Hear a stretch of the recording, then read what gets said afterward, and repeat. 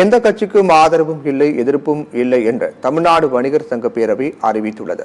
செங்கல்பட்டு மாவட்டம் குடுவாஞ்சேரியில் தமிழ்நாடு வணிகர் சங்கங்களின் பேரவையின் பொதுக்குழு கூட்டம் நடைபெற்றது. இந்த கூட்டத்திற்கு பின்னர் வணிகர் சங்கம் பேரவை பொதுச் செயலாளர் சவுந்தரராஜன் செய்தியாளர்களை சந்தித்து பேசினார். அப்போது பேசிய அவர், தங்களின் கோரிக்கைகள் ஏற்கப்படவில்லை என்றால் போராட்டம் நடத்துவோம் என தெரிவித்தார். அதேபோல் வியாபாரிகள் 3 லட்சம் வரை கொண்டு செல்ல அனுமதிக்க வேண்டும் என்று தேர்தல் ஆணையத்திற்கு கடிதம் அனுப்பியுள்ளதாக சவுந்தரராஜன் கூறினார்.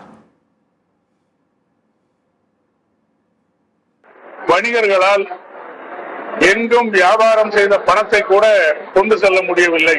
உதாரணத்திற்கு அருகில் உள்ள 1 கிலோமீட்டருக்கு அந்த அப்பால் கடை வைத்திருப்பவர் வீடு இங்கு இருந்தால் இரவு அவர் கடையில் வியாபாரம் செய்த பணத்தை கூட கொண்டு வர முடியவில்லை.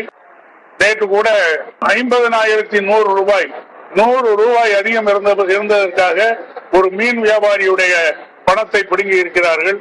இதை தேர்தல் ஆணையம் கருத்தில் கொண்டு இயந்திரத்தனமான நடவடிக்கையை எடுப்பதை விடுத்து இதில் உள்ள உண்மை சாதக பாதகங்களை பொறுத்து நடக்க வேண்டும்.